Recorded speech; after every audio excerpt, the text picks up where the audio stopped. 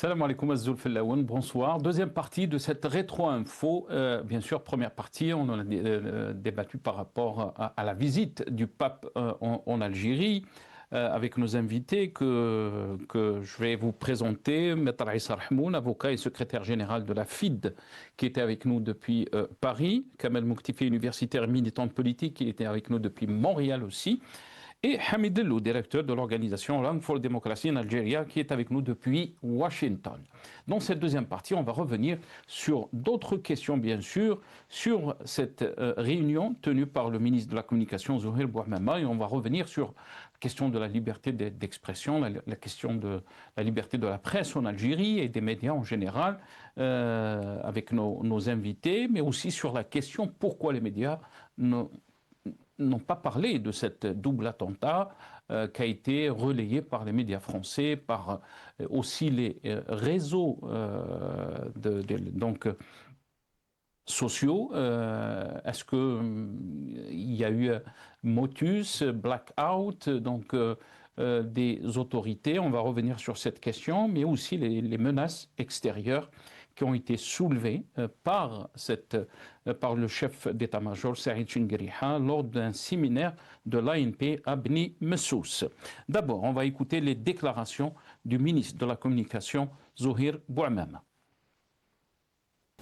قطاع الاتصال يواجه اليوم كما تعلمون ولن أطيل تحديات كبيرة معقدة أحيانا ومتزايدة والرهان عليه أيضا كبير وهناك تحولات عميقة يشهدها المشهد الإعلامي الوطني والعالمي الذي لا يمكن إلا أن نكون جزءا منه وأن نكون في مستوى التحديات التي يفرضها علينا كبلد كبير كبلد لا شك لديه تجربة إعلامية غنية ولكن فتية تستحق أن نحافظ عليها وأن نطورها وأن نصلح عديد الأشياء فيها. طبعا السيد الوزير كان أشار إلى عناوين قد تشكل ورشات عمل في المستقبل القريب إن شاء الله.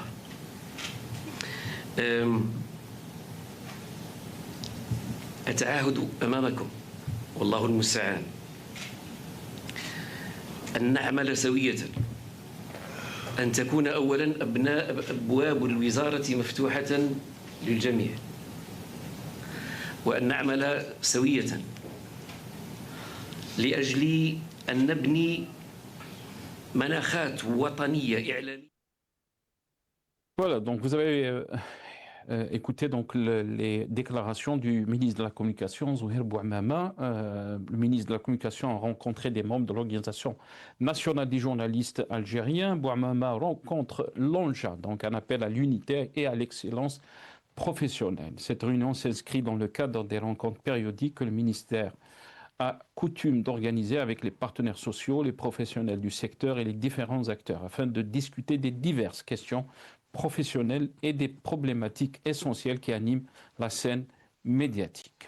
Mais tout cela contraste la situation que vit ce secteur, puisque Hassan Bourras a été arrêté à la veille de la visite du pape Léon XIV, le 12 avril exactement 2026. L'organisation Riposte Internationale a publié une déclaration dénonçant l'arrestation du journaliste et militant Hassan Bourras.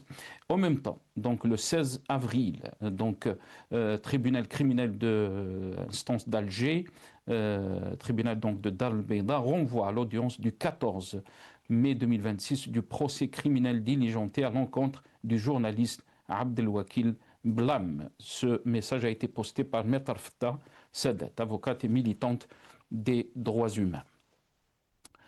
Maître Issa Rahmoun, cette question est à vous bien sûr. Le ministre parle bien sûr sur le papier, la partition est maîtrisée si on veut dire, le dialogue, ouverture, accompagnement, mais la réalité est tout autre. Mais je suis sûr que vous voulez peut-être revenir par rapport à ce qui a été dit avant de répondre à cette question, Maître Issa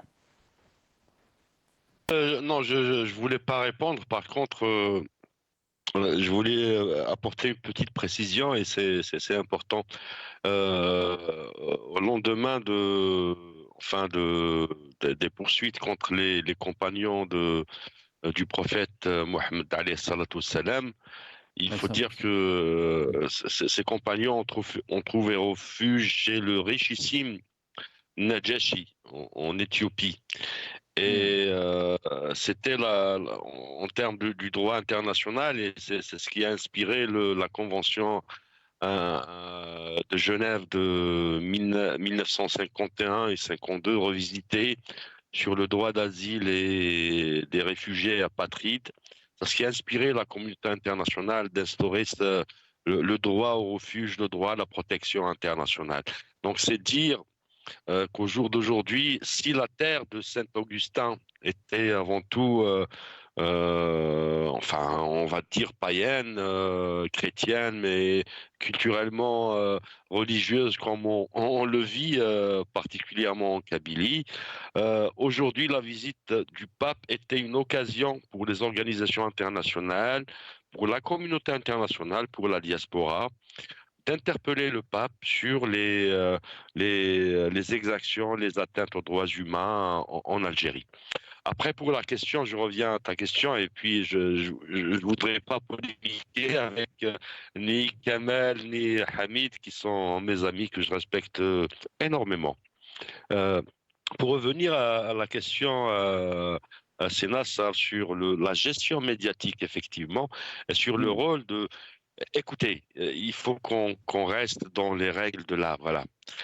Et là, je vous raconte une expérience récente. J'ai eu à traiter une affaire, ma première affaire au barreau de Paris, sur une affaire de diffamation. Et quand je revisite la procédure, mais aussi la loi de presse et d'information en France, c'est très difficile que la plainte soit acceptée par le procureur quand il s'agit de citation directe et par le juge d'instruction quand il s'agit de plainte avec constitution en partie civile. Pourquoi? Parce que la liberté d'expression, et là, je donne l'exemple de deux pays où j'ai eu l'occasion d'exercer comme avocat. Après, bon, hmm, j'ai plaidé des affaires en Tunisie, c'est un autre chapitre. Mais quand on voit la liberté consacrée à la libre parole, à la critique, et on pousse jusqu'à la diffamation où à un certain moment, il faut prouver la diffamation, prouver l'injure, mais d'une manière mais incroyable, hein. C'est draconien comme procédure. Parce que là, la libre expression, la libre parole est consacrée. C'est un principe sacro-saint de la liberté d'expression. L'article 54 de la Constitution algérienne, effectivement, consacre la liberté d'expression, mais aussi les conventions, à savoir le pacte international pour les libertés civiles et politiques, qui est signé et ratifié par l'Algérie, publié au journal officiel, où c'est une norme dans la hiérarchie des normes. C'est la première norme réellement, parce qu'on dans la constitution algérienne, on retrouve que les normes et les pactes et conventions internationales que l'Algérie a signés sont supraconstitutionnels, c'est-à-dire en termes de valeur, hiérarchie des normes, elles sont supérieures à la loi. Dans ce cas de figure, je pose une question sur le double attentat, par exemple. Et là, on parle d'un élément factuel. Il y hmm. avait eu des papiers, des reportages qui ont été faits, soit par la radio du Vatican, on a vu les passages, soit par la presse occidentale, pour ne pas se limiter à la France, mais par la presse internationale, où ils ont, au conditionnel, dit qu'il y avait un double attentat. Est-ce que ça obéit à une logique religieuse, culturelle, ou à une logique politique de lutte de clans entre les sérails, entre les décideurs du régime? Ça, on ne le sait pas, parce qu'on parle toujours au conditionnel. Moi, la question que je pose, sur fond de condamnation, de mise en mandat dépôt de Hassan Bourras, qui était un militant de la Ligue algérienne pour la défense des droits de l'homme, et de blâme aussi dans l'affaire criminelle reportée pour le 14 ou le 15 mai.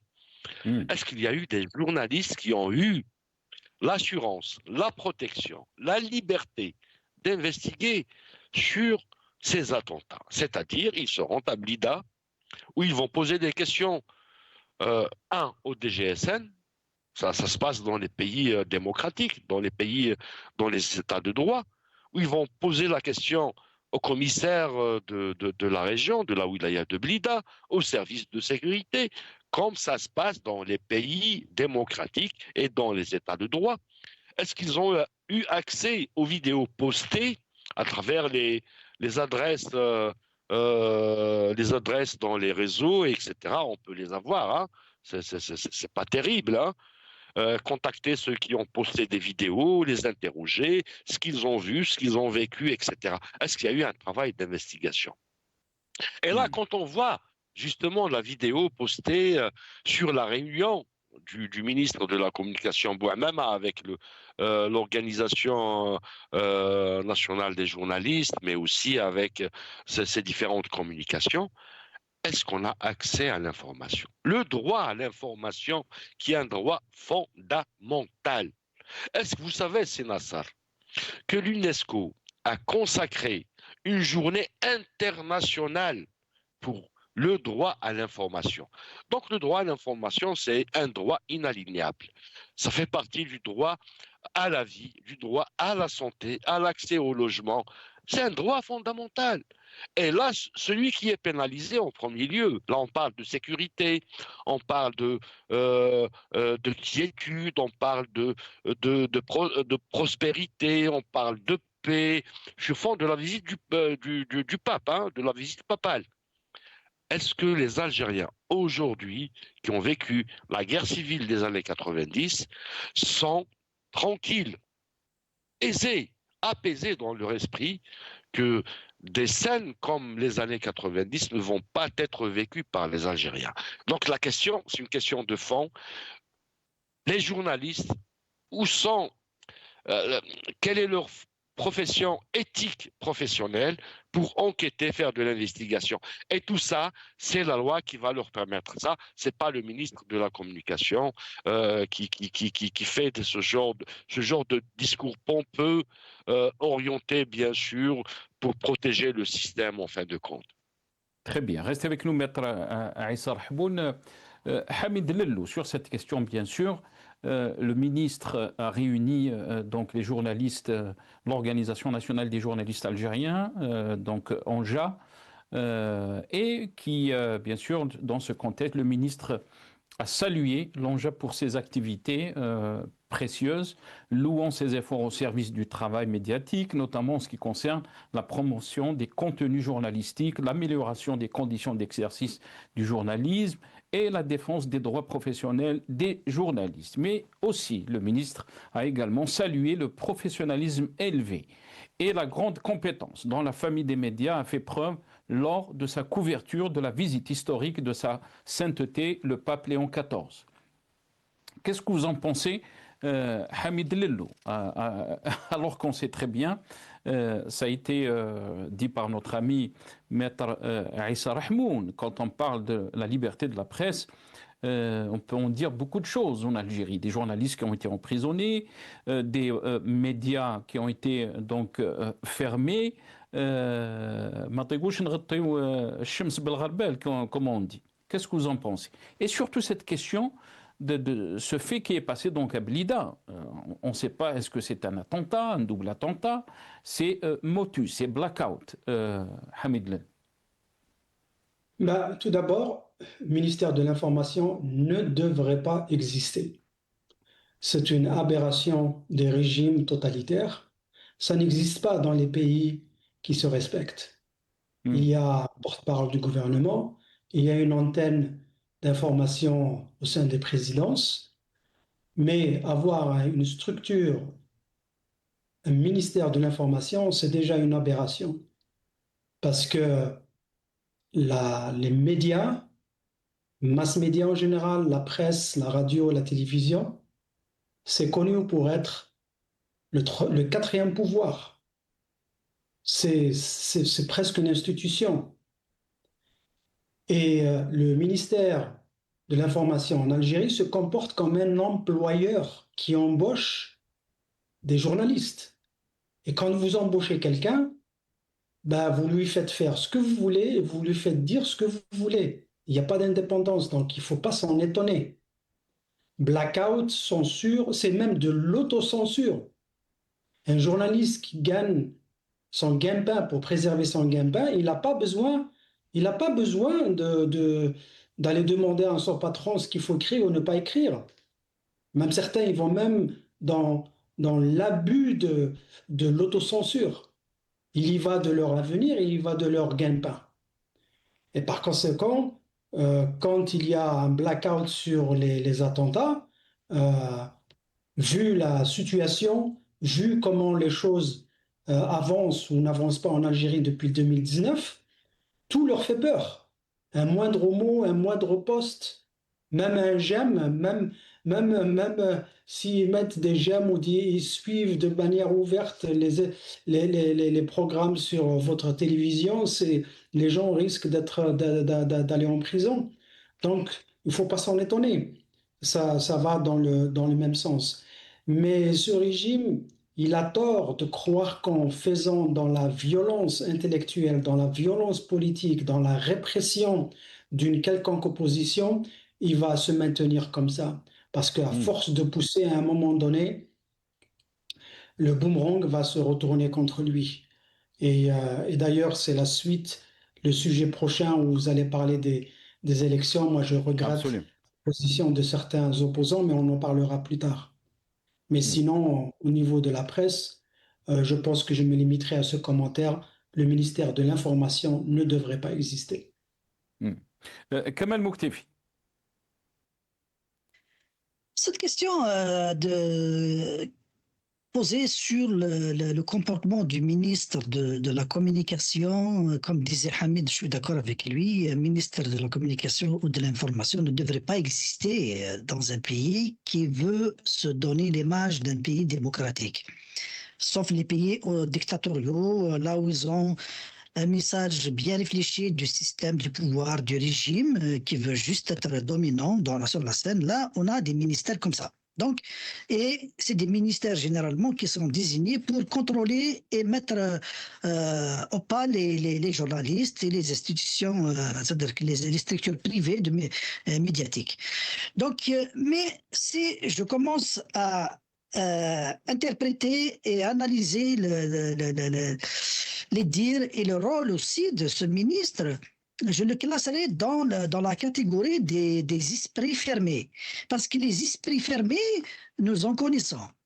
Même autour de nous, vous allez voir une personne qui va vous dire oui, le pouvoir a raison de fermer, oui, le pouvoir a raison de mater, oui, le pouvoir a raison, mais quand ça parle comme ça dans la rue ou dans le café, dans une discussion privée entre deux personnes, entre trois personnes, ça concerne l'environnement immédiat, ça concerne la discussion immédiate et ça disparaît une fois que la rencontre s'arrête. Mais quand l'esprit fermé, il devient un instrument de gouvernance, un moyen de gouvernance, ça remet en cause toutes les libertés, ça remet en cause même l'esprit de la démocratie. Parce qu'un individu pareil, dans un environnement où le débat libre est toléré, ce ministre, il va devenir rouge et va changer de couleur à chaque seconde qu'il continue de parler parce qu'il va se sentir ridicule devant la pensée positive qui gouverne la démocratie, qui gouverne, qui sécurise les libertés. Parce que quand on regarde, Maître Rahmoun parle de la liberté d'expression. La liberté d'expression, quand en tant qu'avocat, vous passez à défendre quelqu'un contre la diffamation, c'est très difficile de déterminer où est-ce qu'il est la limite entre la tolérance et la diffamation. Au Canada, par exemple, il y avait une jurisprudence où le juge a préféré ne pas donner le droit, donner raison au plaignant, à celui qui a déposé plainte contre une diffamation, parce qu'il sait qu'il doit protéger ad vitam aeternam le droit à la libre expression. Parce que si on commence à remettre en cause la liberté d'expression parce qu'on a touché un tel ou un tel, c'est que le système démocratique s'effondre, l'esprit critique s'effondre. Et c'est comme ça que les esprits fermés, comme celui de ce ministre, comme celui de tous ceux qui sont dans le gouvernement de l'actuel pouvoir de Tebboune, donc ils sont dotés d'un esprit fermé. Pourquoi ils existent? C'est parce que la démocratie n'existe pas en Algérie. Si la démocratie existait en Algérie, ces gens-là seront bombardés par des critiques, par des pensées qui vont au-delà de leur nombril, au-delà de leur incapacité à voir au-delà de leur nez, parce que on construit pas une société avec des pensées fermées, avec des pensées restreintes. Il faut toujours pousser les limites, faire bouger les lignes pour laisser les sociétés respirer, ne pas l'étouffer. Parce que les esprits fermés étouffent les sociétés. Ils ont un parlement qu'ils ont choisi eux-mêmes. Donc ils peuvent légiférer. Très bien. Prendre des lois qu'ils veulent, qui répondent vraiment à leur esprit fermé. Est-ce qu'une loi, elle est juste, c'est parce qu'il a été voté. Ce ne sont pas toutes les lois votées par le Parlement qui sont justes. Les lois qui sont justes, c'est celles qui sont soumises à un débat intense où on a débattu, on a étudié cette loi dans toutes ses limites. Mais il n'y a pas de loi parfaite, certainement. Mais elle a été débattue par différents avis, différents courants politiques, jusqu'à ce qu'on protège au maximum les minorités si on est une majorité à légiférer. Donc, c'est ça une loi juste dans un système démocratique. Mais ces gens-là, comme le ministre de l'information qui parle aux journalistes, il a l'arsenal juridique voté par un parlement obsolète, un parlement mal élu, un parlement non démocratique. Il se donne des lois. Oui, mais un état de droit, c'est pas juste les lois qu'il faut appliquer. Il faut voir aussi ces lois. Est-ce qu'elles ne sont pas scélérates? Est-ce que ces lois ne sont pas injustes envers ce qui est universellement admis comme droits et libertés? Voilà un peu comment je vois ce ministre. Il a le droit, il se donne le droit, Mathieu, il se donne le droit de dire ça, de museler la presse. Nous avons vu comment l'information est gérée en Algérie. Merci. Très bien, merci. Si Kamal, restez avec nous. Et bien sûr, on va entamer donc le dernier thème de notre émission, ce séminaire qui a été donc organisé par l'ANP, présidé par le général d'armée Saïd Chingriha. Donc, ce séminaire a été placé sous le thème les menaces extérieures à la lumière des mutations géopolitiques et technologiques, défis sécuritaires et enjeux stratégiques. On va revenir bien sûr avec nos invités sur ce thème et bien sûr on va regarder ces déclarations du chef d'état-major Saïd Chingriha et on revient juste après. Notre vaillante armée, sous la direction de Monsieur le Président de la République, chef suprême des forces armées et ministre de la Défense nationale, poursuit ses efforts visant à renforcer et à accroître sa préparation opérationnelle, à continuer de moderniser ses équipements militaires et à actualiser ses systèmes de formation afin de lui conférer une capacité permanente à faire face efficacement à toutes les formes de menaces actuelles et futures et à faire de notre pays une forteresse imprenable de sécurité et de stabilité.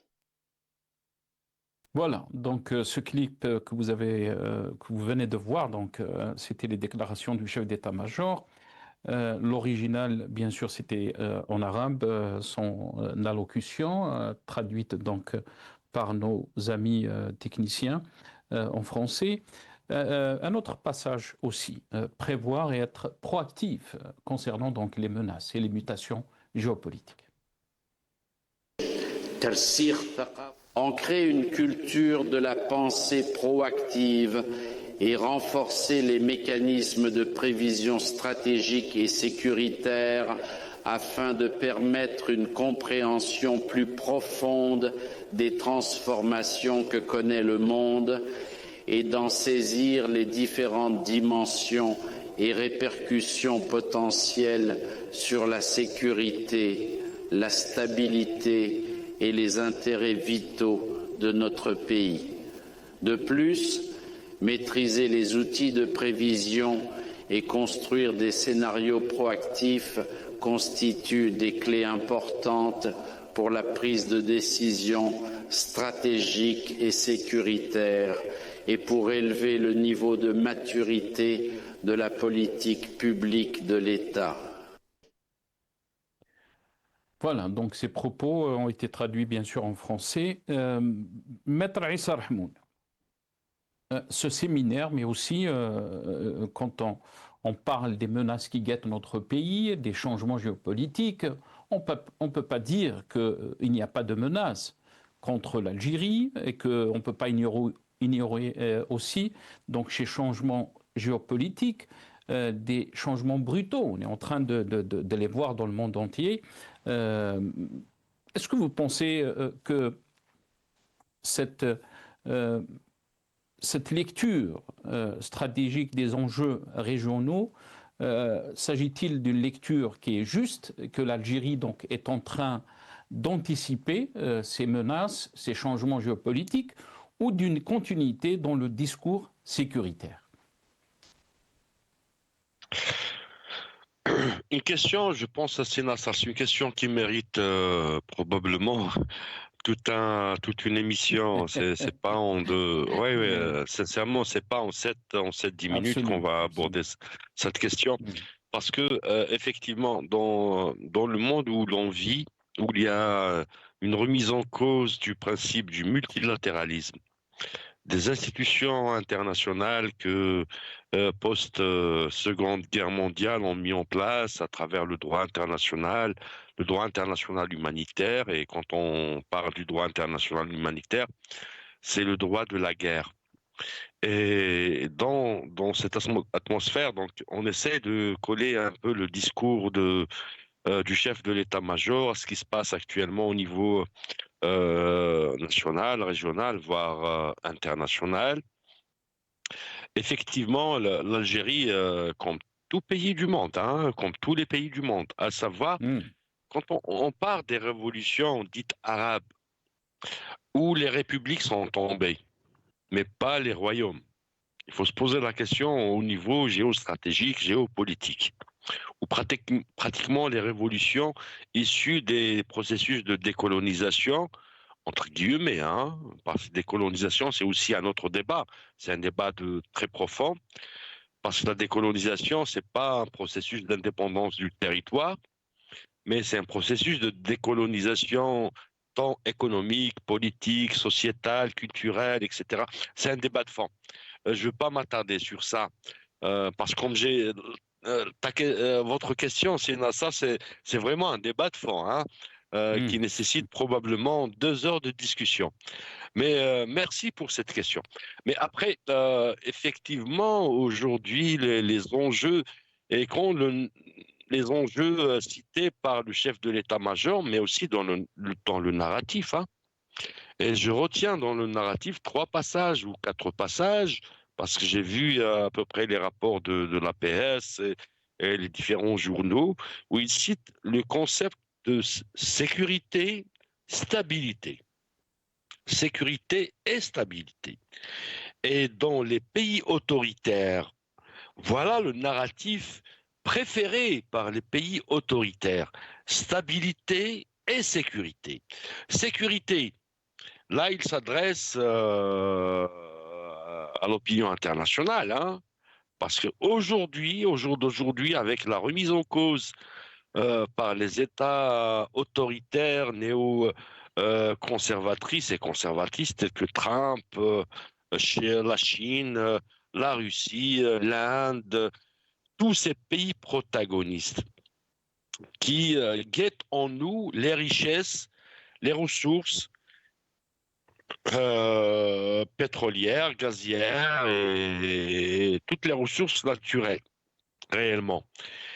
Et nous, on offre au niveau de la Méditerranée, du moins, on va passer pour un schéma très régionaliste du terme, c'est la Méditerranée.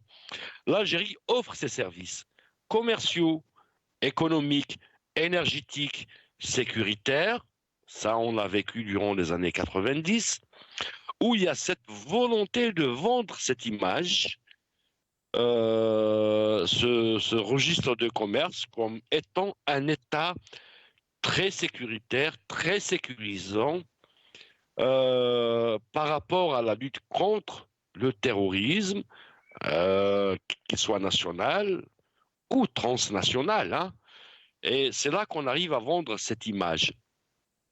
Et le discours, le narratif de sécurité et de stabilité arrive à convaincre aujourd'hui l'opinion internationale, même si ils savent que c'est très fragile. C'est très fragile quand il n'y a pas de souveraineté nationale, quand le transfert de pouvoir n'est pas assuré d'une manière démocratique et dans le respect de l'état de droit.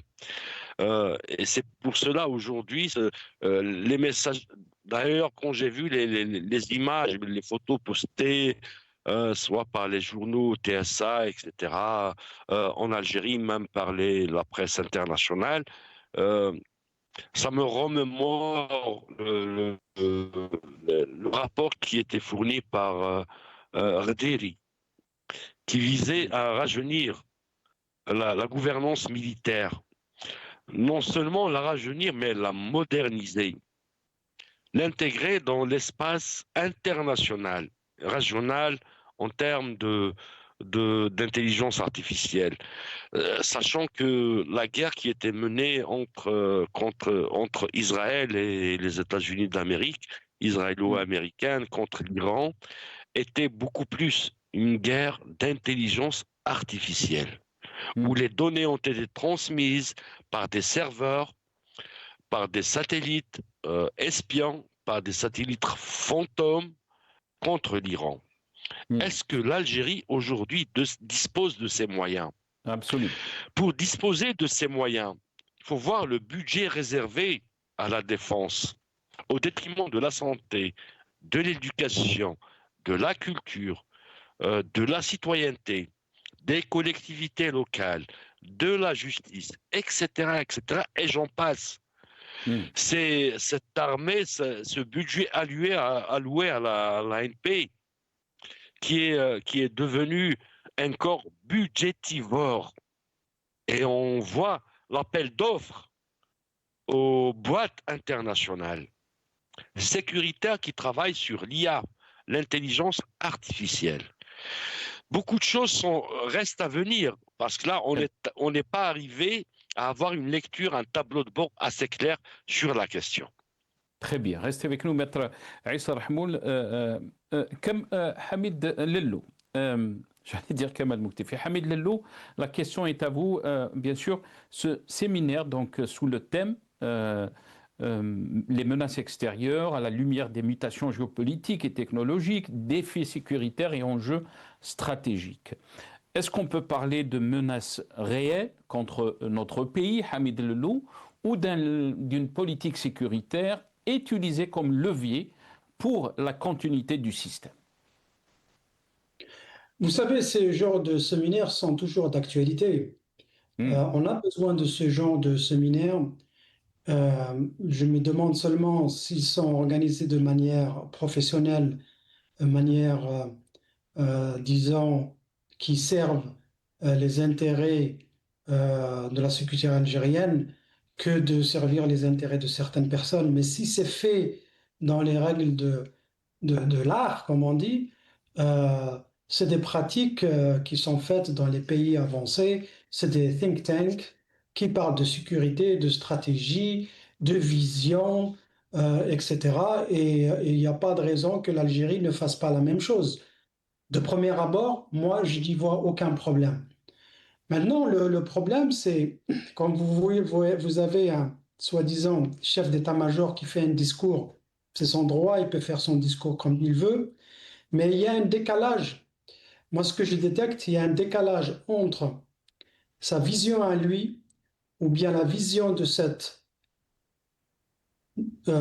génération ancienne qui réfléchit de manière rigide, qui, comme l'a bien précisé Maître Rahmoun, maintenant nous vivons dans un monde qui va à une vitesse accélérée, c'est la technologie, c'est les technologies avancées, c'est l'intelligence artificielle, c'est des moyens technologiques très très importants. Et quand dans le discours il dit la forteresse algérienne, comme il pense, la manière de penser, c'est de mettre un soldat tous les 5 mètres ou les 10 mètres, et il croit de cette manière, il va protéger les frontières. Ça ne marche pas comme ça. Moi, ce que je regrette, c'est le décalage entre la réalité et les discours que nous passons à la télévision. Et comment, qu'est-ce que ça veut dire ce décalage, Hamid Lellou? Est-ce qu'on peut dire par exemple que l'Algérie n'est pas préparée aux formes modernes de guerre hybride et numérique? Puisque vous avez, Maître Issa Rahmoun a parlé de l'intelligence artificielle, de la technologie, et on l'a vu dans cette dernière guerre contre l'Iran. C'est ce que vous voulez dire, Hamid Lellou?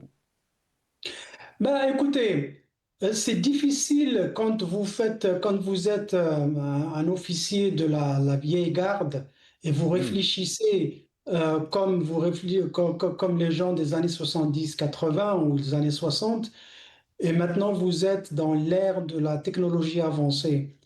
Il faut faire rajeunir cette armée et être certain que ceux qui mènent l'aspect stratégique de l'armée est en phase avec les avancées technologiques.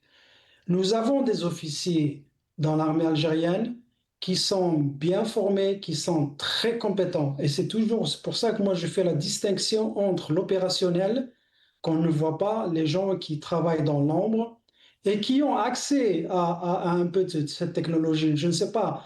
Moi, je n'ai pas d'informations de l'intérieur. Je ne sais pas quel type de capacité technologique dont l'armée algérienne dispose. Mais quand je vois, par exemple, Maître Issa Rahmoun dit qu'il y a un budget herbivore, budgétivore, comme il l'a appelé, il faut qu'une armée ait son budget. Le problème, c'est combien de cet argent va à l'équipement, l'éducation, la préparation, et combien va dans l'équipement et combien est détourné dans la corruption. C'est ça le drame peut-être de l'armée algérienne. Il faut voir un peu où va tout cet argent. Où va cet argent? Est-ce que nous avons une armée qui est préparée et prête au défi? Est-ce qu'elle est en phase avec les dangers qui guettent le pays? Parce que tous les pays sont la cible de dangers extérieurs. Il n'y a pas que l'Algérie. D'autant plus que nous nous trouvons dans une région qui est assez instable. Moi, je n'ai pas l'information, encore une fois, pour vous dire est-ce que l'armée algérienne est prête ou pas. Je sais qu'il y a des officiers qui sont compétents et qui ont une éducation assez élevée, mais ça ne suffit pas. Il faut qu'il y ait tous les éléments, il faut que tous les éléments au sein de cette institution et des institutions publiques ou bien civiles soient synchronisés et qu'elles puissent travailler ensemble. Mais est-ce que c'est le cas? Je ne sais pas. Très bien. Restez avec nous, Hamid Lellou. On va écouter aussi dans un autre passage le chef d'état-major, Saïd Chingriha, qui parle aussi du rôle de la science. On en a parlé donc de ces nouvelles guerres du 21e siècle. On parle de la technologie, de l'intelligence artificielle. On écoute Saïd Chingriha dans ce passage. Les développements successifs dans les domaines du cyberespace, de l'intelligence artificielle et de la gestion des données ont contribué à reconstruire la logique du pouvoir où le contrôle de la recherche et du développement ainsi que de la production de connaissances est devenu un facteur déterminant pour établir les équilibres de pouvoir et d'influence dans les relations internationales. Voilà, la production des connaissances, peut-être les critiques de ce discours vous diront qu'il y a une fuite continue des compétences algériennes. On parle d'ingénieurs, on parle de chercheurs, on parle de médecins, de talents formés localement, beaucoup d'argent bien sûr dépensé pour former donc ces talents et ces ingénieurs et ces chercheurs, mais qui vont donc faire le bonheur des pays à l'étranger.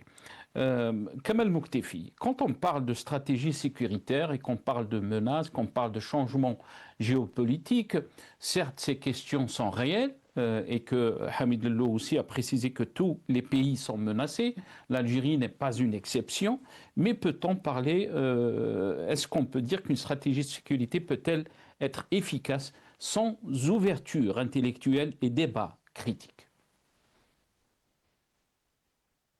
Oui, il faut savoir que la menace, tous les pays sont menacés. Tous les pays sont menacés. Il n'y a pas que l'Algérie. Mais la menace d'un pays comme l'Algérie, elle vient de sa façon dont il est gouverné. Quand on regarde comment l'Algérie est gouvernée, oui, il y a un danger. Il y a un danger, mais qui ne vient pas de l'étranger, qui ne vient pas des citoyens. Il vient de la vision que portent ceux qui sont à la tête de l'État, ceux qui se sont imposés à la tête de l'État. Parce que quand on veut protéger son pays, il faut regarder l'état d'esprit du peuple d'abord. Quand on regarde l'état d'esprit du peuple, si j'espère que je ne vais pas faire d'erreur en faisant cette représentation. On est passé, le lien entre l'Algérien et sa nation, on est passé du nationalisme durant la guerre de libération au patriotisme après l'indépendance. Et maintenant, quand on parle des Algériens, on parle avec les Algériens et leur relation avec l'Algérie, on parle de sentiment d'appartenance. Vous voyez comment le lien se dégrade et s'érode entre le citoyen algérien et son État. Là, on parle de sentiment d'appartenance. Parce que quand on regarde le nombre de hargas, les gens, les femmes, les hommes, les familles qui préfèrent mourir en Méditerranée que de rester chez eux, en allant chercher le bien-être ailleurs, c'est en relation directe avec le sentiment d'appartenance à cette nation. Le sentiment, le lien avec son État. C'est ça le problème. Donc le problème, il se pose en premier lieu à ce niveau-là. En deuxième lieu, la gouvernance, qu'est-ce qu'elle a produit? Elle a produit la désertification des universités. Elle a produit la fragilisation du système d'éducation. Le système éducatif algérien, aujourd'hui, ne produit plus de citoyens conscients. Elle produit des citoyens dogmatisés, dogmatiques. Ils sont brûlés, leurs neurones ils sont brûlés par l'obscurantisme. Regarde ce que on leur enseigne. On leur enlève l'enseignement de la langue française qui est le premier outil de protection contre la menace qui peut venir de l'étranger. Aujourd'hui, l'Algérien ne peut plus comprendre les insultes d'un Français envers son pays. Parce qu'on lui a enlevé ce butin de guerre. Si aujourd'hui un Français vient insulter l'Algérien, il ne pourra pas répondre. Aussi simple que ça. Parce que on lui a enlevé la langue. Kuket Biassine disait, si je maîtrise bien la langue française, c'est pour vous dire ce que je pense de vous avec votre langue. Aujourd'hui, la langue anglaise, elle est mal maîtrisée, n'est pas maîtrisée ni pour la science, ni pour les correspondances, ni pour la communication. Il y a une certaine élite fragile encore qui parle cette langue anglaise. La langue arabe, vous pouvez le savoir, quand Bouteflika est arrivé, il était obligé de revoir son discours parce qu'il parlait en arabe classique, que le 99% d'Algériens ne comprennent pas. La langue amazigh qu'on refuse de généraliser comme langue maternelle en Algérie. Donc, qu'est-ce qu'on a fait? On a produit des citoyens analphabètes quadrilingues. Ils ne maîtrisent ni la mazirité, ni l'arabe, ni le français, ni l'anglais. Revenons aux sciences maintenant. Avec quoi tu vas faire face à l'ennemi étranger qui te menace, que ce soit les voisins, que ce soit les puissances occidentales et tout ça. Nous vous invitez, l'ont bien signalé, c'est la guerre de l'intelligence artificielle, et le Maghrébien vient de donner une bonne leçon à Chengriha en utilisant l'intelligence artificielle pour reprendre sa voix et le faire parler obligatoirement en langue française malgré qu'il s'est imposé la langue arabe. Vous l'avez fait parler en langue française. Au départ, vous m'avez eu. Je pensais que c'était lui qui parlait finalement. C'était l'intelligence artificielle. Vous l'avez francisé malgré que lui-même, il s'est autodétruit sur le plan linguistique. Donc, l'intelligence artificielle, est-ce qu'aujourd'hui l'Algérie peut dire « Oui, les Algériens peuvent utiliser l'intelligence artificielle ». Je vois des émissions stupides en parlant de l'intelligence artificielle. Vous êtes en train de l'utiliser à un niveau basal, basic. Basic. Arrêtez de votre fierté intelligence artificielle. Vous ne maîtrisez pas l'intelligence artificielle. Vous utilisez 5%. Combien vous payez l'abonnement pour utiliser l'intelligence artificielle à pleine capacité? Vous avez des abonnements. Vous pouvez payer en dollars, en euros les abonnements parce que vous utilisez l'intelligence artificielle open source qui est gratuitement, des forfaits gratuits. N'importe qui peut utiliser pour générer une image, générer une musique. C'est pas ça l'intelligence artificielle. Je reviens d'un congrès international, le plus grand congrès international en développement pharmaceutique à Dallas, qui s'est passé du 13 au 17 avril. J'ai pas vu de société algérienne là-bas. Moi, j'ai été en tant que Canadien, en tant que Québécois, mais j'ai pas vu d'Algérien là-bas. J'ai pas vu. Vous allez voir le niveau de la science, où est-ce qu'il est. C'est là-bas que vous allez voir qu'est-ce que vous valez. C'est pas sur les chaînes de télévision L24 où vous allez vous présenter comme le champion des champions, mais la science, il est ailleurs. Est-ce que vous avez la science? Est-ce que vous avez enseigné la science dans vos écoles? Quel est le niveau de vos... le niveau? Je ne dirais pas que les Algériens ne sont pas capables. J'ai rencontré des Algériens dans ce congrès international. C'est des lumières. Mais ce ne sont pas des Algériens qui ont étudié dans l'école algérienne. C'est des Algériens formés par les écoles américaines, européennes, occidentales, canadiennes. Non, ce ne sont pas des Algériens formés. Donc, maintenant, faisons le bilan. Faisons le bilan. Sur le plan scientifique, qu'est-ce que nous avons produit? Nous avons des génies, mais on les met en prison.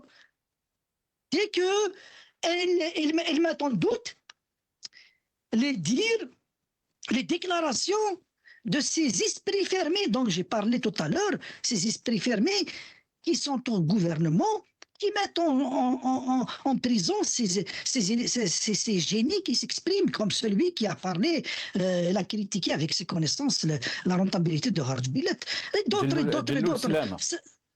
Et Djelloul Slama, il y en a d'autres, Moi, je connais des scientifiques qui ne veulent pas, qui ont des productions scientifiques, ils peuvent pas les produire, ils peuvent pas les publier parce que sinon ils vont y aller en prison, parce que ça va dans le sens contraire de ce que déclare Tebboune et Chengriha et sa clique. Donc, si vous voulez rendre votre pays protégé contre les menaces étrangères, maîtrisez au moins la technologie de votre ennemi. Ayez le même niveau ou bien dépassez-le. Il va vous attaquer avec quoi? Il y a un problème. Ces esprits fermés, ils disent d'accord. Nous avons une société fragile. On va fermer tout ce qui vient de l'extérieur pour ne pas intoxiquer notre société, pour ne pas qu'elle soit manipulée par la propagande qui vient de l'extérieur. Mais une société bien instruite, une société bien éduquée, une société bien avertie par l'école, par les universités, par les médias, elle sera résistante à la tentation de la propagande extérieure. N'importe qui va venir exporter sa propagande chez vous, il va trouver une société éclairée, une société brillante, une société qui a l'esprit critique, une société bien formée. Elle ne sera pas manipulable. Merci. Mais si vous continuez à fermer les écoles, à fermer les médias, à garder le peuple dans l'ignorance, C'est à ce moment-là que la société devient vulnérable. Très N'importe bien. quel email, n'importe quel TikToker de l'étranger va manipuler l'Algérien pour le retourner contre son propre État, contre sa Très propre bien. nation. Donc ils sont en train, c'est eux qui rendent, donc c'est leur gouvernance, c'est leur esprit fermé qui rend l'Algérie fragile à la menace Merci. étrangère. Voilà, merci. Merci Kamal. Tu m'avais fait rire Kamal. Et la pertinence aussi de votre analyse. Très rapidement, 30 secondes, Maître Issa Rahmoun, 30 secondes, Hamid Lelou, parce que on est en train de me dire qu'on a dépassé le temps de l'émission. Kamal Mouktifi a mis l'accent sur un point qui est très important, la gouvernance du pays à l'échelle intérieure. Et on ne peut pas faire face aux menaces quand on a des 87 bis, Maître Issa Rahmoun, quand on a une loi de la déchéance de la nationalité, et, quand le champ politique est fermé, le champ médiatique est fermé, on ne peut pas faire face à ces menaces qui guettent notre pays. Très rapidement, Maître Issa Rahmoun, et je donnerai le mot de la fin très rapidement aussi à Hamid Lel. الناس راك تروح بعيد اسمح لي راك تروح بعيد والله à l'occasion quand on a écouté justement l'intervention du chef de l'état-major pour l'anecdote et pour paraphraser Kamal Mouktefi. Donc mon fils il était curieux, mon fils il a 9 ans et il me pose la question tu fais quoi? Je lui dis voilà, bien, tu vas écouter avec moi.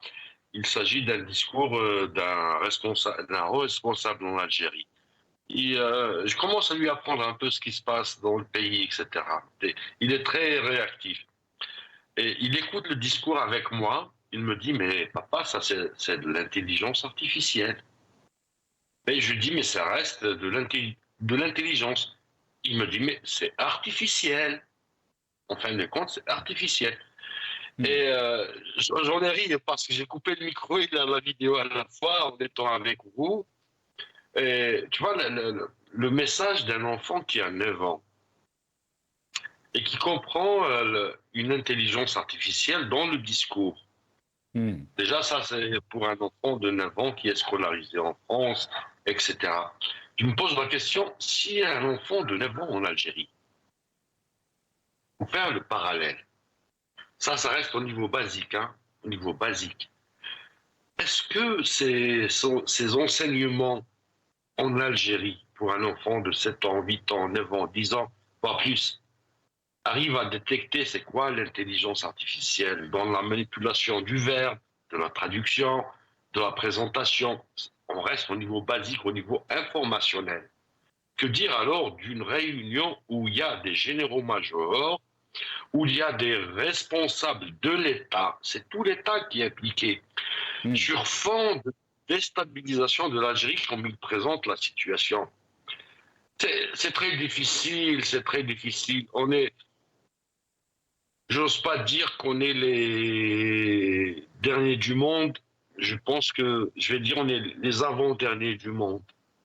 Parce qu'aujourd'hui, la protection, et je repars surtout sur l'aspect sécurité, stabilité. C'est le discours sécurité-stabilité, c'est le discours propre des États dictatoriaux. Alors quand on rajoute de l'intelligence artificielle pour ce discours, on n'est pas sorti de l'auberge. Très bien, restez avec nous maintenant. 10 secondes, Hamid Lelou. Je sais que c'est une question qui demande beaucoup de temps, Laral. Tfadal si Hamid. Moi, je dirais, avant d'acquérir une intelligence artificielle, il faut déjà avoir l'intelligence réelle. Ça, c'est très important. Un deuxième point, et je m'arrêterai là, l'intelligence artificielle, c'est la démocratisation quant à l'accès à l'information. Et là, il y a une contradiction avec le régime actuel.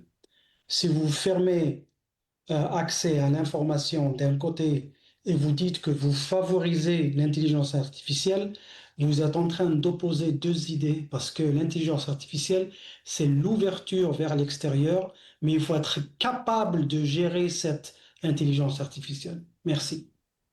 Merci beaucoup, Hamid Lelou. Je remercie tous mes invités. pour leur patience, pour la qualité aussi de leurs analyses. Maître Issa Rahmoun, avocat et secrétaire général de la FID, merci à vous. Merci à Kamal Mouktifi, universitaire et militant politique. Et merci aussi à notre ami Hamid Lellou, directeur de l'organisation Run for Democracy in Algeria. Vous étiez avec nous depuis Washington. Merci à vous, chers téléspectateurs. Ya'tikum saha wa bqaw ala khair.